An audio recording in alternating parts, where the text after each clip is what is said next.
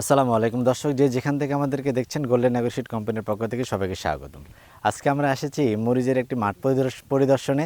এখানে আমাদের সাথে উপস্থিত আছেন বগুড়া জেলার শাহজাহানপুর উপজেলার উপসহকারী কৃষি কর্মকর্তা মোহাম্মদ মোস্তাফিজার রহমান। আমরা সরাসরি তার কাছে চলে যাচ্ছি এবং তার কাছ থেকে শুনবো গোল্ডেন অ্যাগ্রোসিড কোম্পানির F1 হাইব্রিড মরিচ কারিশমার গুণাগুণগুলো। সম্মানিত দর্শকবৃন্দ, আমি মোহাম্মদ মোস্তাফিজার রহমান, উপসহকারী কৃষি কর্মকর্তা, শাহজাহানপুর, বগুড়া। আমি বর্তমানে অবস্থান করছি আমার কর্ম এলাকার ভেতর আর কি। এটা হলো বগুড়া জেলার শাহজাহানপুর উপজেলার চুপিনগর ইউনিয়নের শাহনগর ব্লকের জয়ন্তীবাড়ি গ্রামের আমার পরিচিত একজন কৃষকের জমিতে। তো আসলে আপনারা দেখতে পাচ্ছেন যে আমরা এখন মরিচের জমিতে দাঁড়িয়ে আছি আর কি। আমার ব্লকের একজন কৃষক মোহাম্মদ আবু তাহের ভাই। আপনি কি মরিচ করেছেন এবার? করেন নাই তা? তো এবার আপনাদের ভাই আব্দুল জলিল আর কি, তো উনি যে জমিতে কারিসীমা জাতটা লাগাইছে, জাতটা আপনি কেমন দেখতেছেন আর কি? খুব ভালো হয়েছে। ভালো না? জি এটা তো যে মরিচ যিনি উঠায় আর কি, ওই সময় আপনি ছিলেন তো নাকি? জি তো স্বাভাবিকভাবে এটা কি আগামীতে করা যাবে, এই জাতটা আরও সম্প্রসারণ করা যাবে কিনা? এই জাতটা ভালো জাতের জাত করা যাবে। করা যাবে না? জি আচ্ছা, এবং এটার যে দেখতেছেন আর কি, টেকসই কিরম হতে পারে?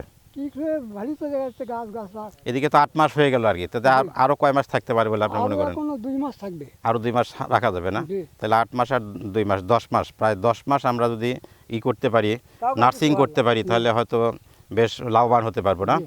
আগামীতে এই জাতটা কি করা যাবে মোটামুটি করা না? যাবে, এই জাত দিয়ে আমরা করব।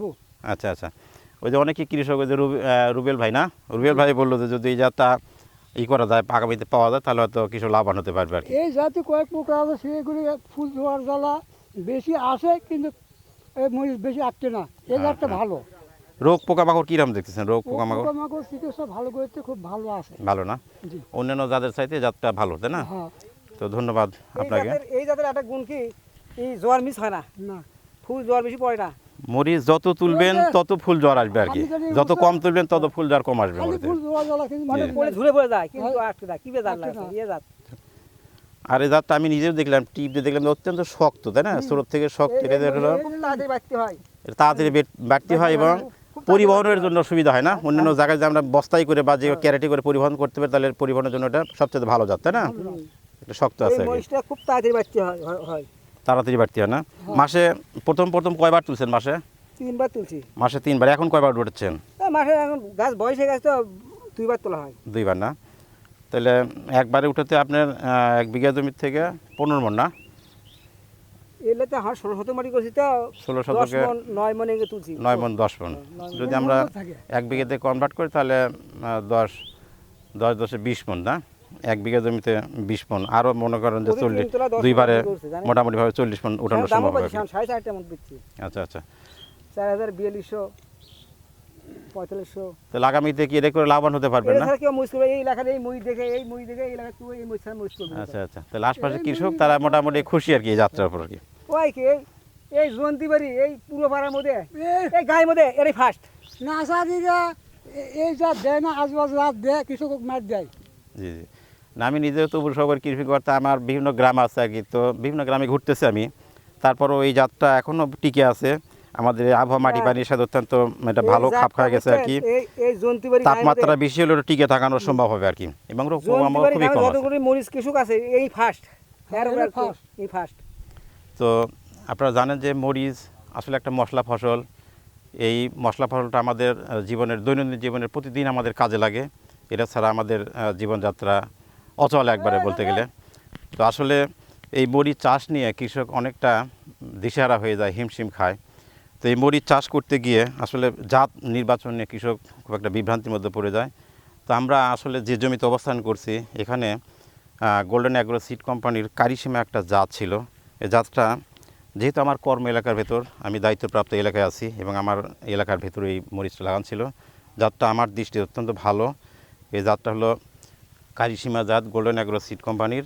তো এখানে এই গাছটা মোটামুটি 8 মাস বয়স হয়ে গেছে। 8 মাস পরেও গাছের যে ফুল ফল, গাছের যে চেহারা আছে, তাতে আরও মনে হয় আগামী আরও 2 মাস অলরেডি ফুল ফল দেবে, 2 মাস পারও হতে পারে।